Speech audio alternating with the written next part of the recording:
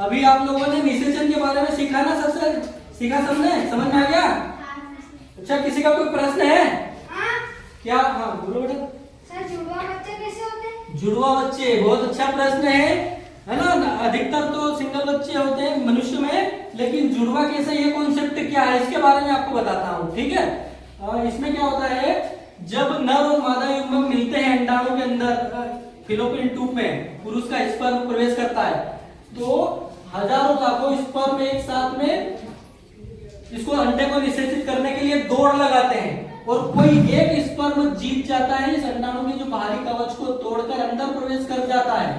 तो क्या करता है, ये जो कभी कभी है ना, दो भाग में विभाजित हो जाता है। दो भाग में विभाजित हो जाएगा तो दो शरीर उसका विकसित होना शुरू हो जाएगा। मतलब शुक्राणु ने तो एक, स्पर्म ने तो एक प्रवेश किया, लेकिन किसी कारणवश वो एनाटॉमी हो सकती है, तो दो भाग में जब विभाजित हो जाएगा तो उसके दो शरीर बन जाएंगे। तो इस ऐसी स्थिति में दो बच्चे होंगे। और ये भी क्लियर है, ये जब एक ही स्पर्म से दो शरीर बने ना, तो उनकी समान का एक जैसा गुण, या तो दो लड़के होंगे, ये भी कंफर्म है, या दो लड़कियां होंगी।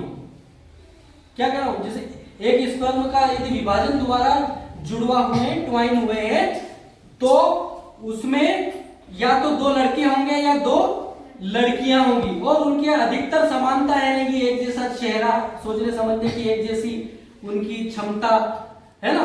तो ये आप फिल्मों में देखा है, कर्ण अर्जुन फिल्म देखी है ना, वो एक को मारे तो दूसरे को भी चोट लगे, देखी ना। तो ऐसी समानताएं इसी कारण से होती है कि एक स्पर्म दो भागों में विभाजित हो जाए एक अंडाणु के अंदर, ठीक है। और जुड़वा बच्चे का भी आप लोगों ने कॉन्सेप्ट समझा। क्या होता है कि स्पर्म जो है, मेल का स्पर्म फीमेल के ओवम अंडाणु में जब प्रवेश कर जाता है तो वो दो भागों में बढ़ जाता है, मतलब उसके दो शरीर बन जाते हैं, तो दोनों शरीर विकसित होना शुरू हो जाते हैं, तो इसलिए जुड़वा हो जाते हैं वो, है ना। और कभी कभी क्या होता है कि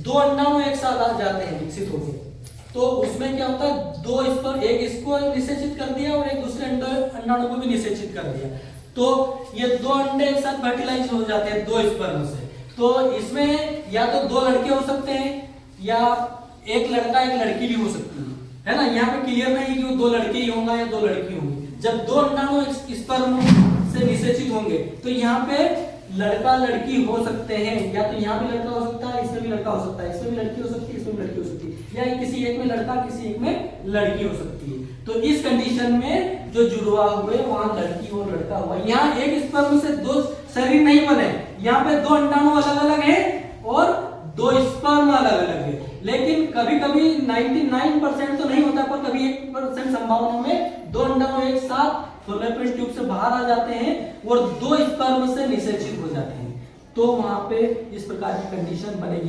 कभी कभी 3, 4, 5 ऐसा भी केस दुनिया में सुनने को मिला है कि एक साथ 4 बच्चों ने जन्म दिया, एक साथ 5 बच्चों ने जन्म दिया। तो वहां यही प्रोसेस काम करेगा कि ये अंडाणु एक साथ 3, 4 विकसित होकर फैलोपियन ट्यूब से बाहर आ जाएंगे, और ये 4, 5 स्पर्म इन चारों को फर्टिलाइज कर दे, तो उतने जो है बच्चे उत्पन्न हो जाएंगे, मतलब उतना फर्टिलाइजेशन उनमें हो जाएगा। तो संभावना जो है अधिकतर तो एक एक बच्चा ही होता है वुमेन में, कभी कभी जुड़वा भी सुनने को मिला है, कभी कभी 3, कभी 4। तो ये जो है इस प्रकार से होता है।